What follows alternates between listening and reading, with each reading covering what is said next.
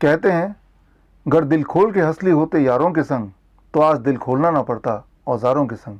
क्या दिल के टूटने से किसी का डेथ हो सकता है?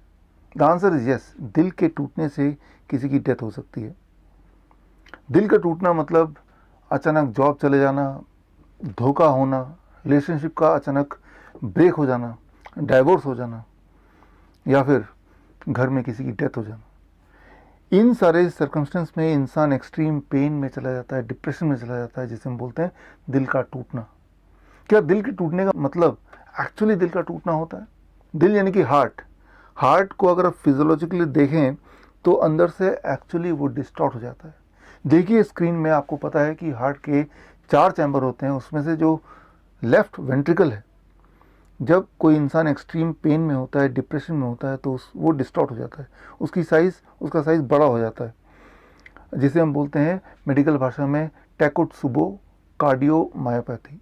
टेकोत्सुबो क्या होता है? ये एक जापानीज टर्म है और इसका मतलब है एक तरह का पॉट जो जापानीज लोग यूज़ करते हैं ऑक्टोपस को पकड़ने के लिए। यानी कि ऑक्टोपस अंदर तो चला जाता है लेकिन बाहर नहीं निकल सकता है।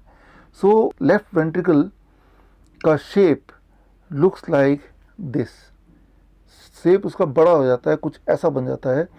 ज़रा सोचिए, एक हार्ट जिसके तीन चैम्बर छोटे हैं और चौथा चैम्बर बड़ा हो गया, उसका साइज़ बिगड़ गया है, ऐसा हार्ट जीवन में आपको कहाँ तक साथ देगा? इस बात का अंदाज़ा लगाने के लिए आप सोचिए, आपके पास एक कार है, उसके 4 में से एक पहिए को निकाल के ट्रक का पहिया लगा दें, ट्रैक्टर का पहिया लगा दें, तो ऐसे में ये कार आपको कहाँ तक ले जाएगा, कहाँ तक आपका साथ देगा? That is what is happening with takotsubo cardiomyopathy. In fact दुनिया में हर 10 में से एक heart attack death is actually not because of heart attack, it is because of takotsubo cardiomyopathy. मतलब ये कि ऐसे में जो इंसान के इनिशियल सिम्टम्स होते हैं वो हार्ट अटैक के पेशेंट्स की तरह ही होते हैं, उसी तरह का पेन होता है, उसी तरह का डिस्कम्फर्ट होता है। लेकिन ऑटोप्सी में पता चलता है कि कोई ब्लॉकेज नहीं था, एक्चुअली लेफ्ट वेंट्रिकल का साइज़ बड़ा हो गया था। सो इस तरह की सिचुएशन से कैसे अपने आप को प्रोटेक्ट करें, कैसे अपने आप को बचाएं? दिल के टूटने से हमारा हार्ट एक्चुअली फेलियर में ना कन्वर्ट हो जाए, ऐसे में क्या करें? एक बात हमें समझना होगा, चाहे कोई अमीर हो या गरीब हो, चाहे कोई डेवलपिंग कंट्री में रहता हो या डेवलप देश का निवासी हो, छोटा हो या बड़ा हो, दुनिया में हमेशा अनसर्टेनिटीज़ रहती ही हैं। इंसान के जीवन में हर तरह के रंग होते हैं, खुशी और गम साथ साथ चलती ही हैं। सो ऐसे में अगर कुछ टेक्निक, कुछ टूल्स आपके पास हों, तो आपके पास साहस आ सकता है बड़े से बड़े चैलेंजेस, बड़े से बड़े स्ट्रेस का सामना करने के लिए। इसमें आपको समझना होगा कि एक्चुअल मैकेनिज्म क्या है। ब्रेन, जो कि एक तरह का हार्मोन रिलीज करता है जिसे हम बोलते हैं ऑक्सीटोसिन, हैप्पीनेस हार्मोन, और कई बार ब्रेन हैप्पीनेस हार्मोन उतना प्रोड्यूस नहीं कर पाता जितना उसको प्रोड्यूस करना चाहिए। As a result we start feeling low. इसका कारण है कि ब्रेन को ऑक्सीटोसिन प्रोड्यूस करने में एनर्जी की ज़रूरत होती है और एनर्जी के लिए सिर्फ एक ही सोर्स है, ग्लूकोज।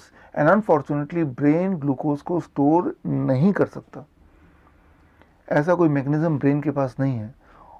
ग्लूकोज के सप्लाई के लिए ब्रेन निर्भर है ब्लड पे, और सुबह जब आप उठते हैं 8 घंटे सोने के बाद 8 घंटे पहले आपने खाया होता है, ऐसे में आपका ग्लूकोज का सप्लाई टूवर्ड्स द ब्रेन वो कम होने लगता है।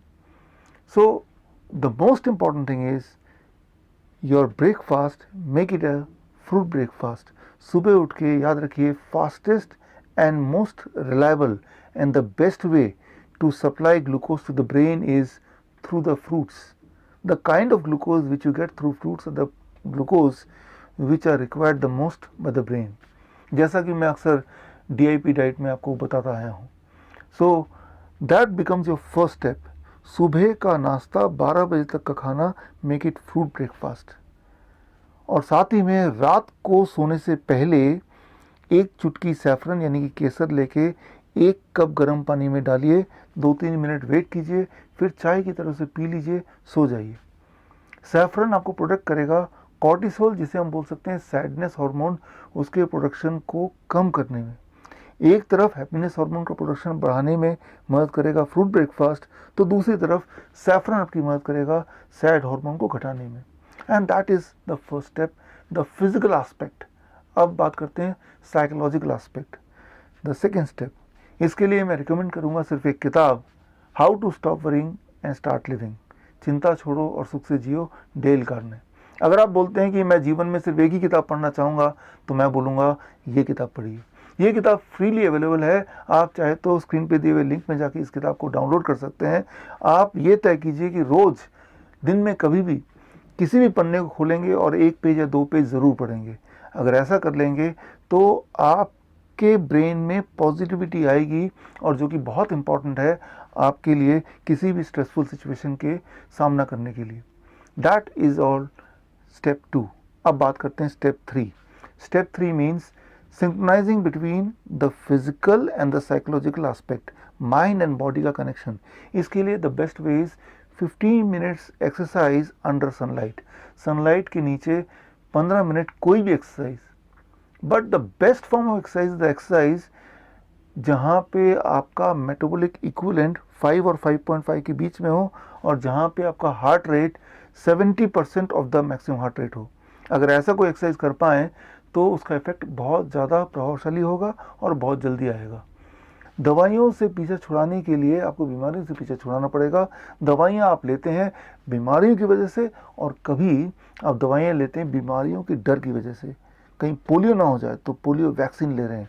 जबकि असली बात तो यह है कि हमारे देश में ज़्यादा बच्चे पोलियो से ग्रस्त हैं, पोलियो वायरस की वजह से नहीं, पोलियो वैक्सीन की वजह से।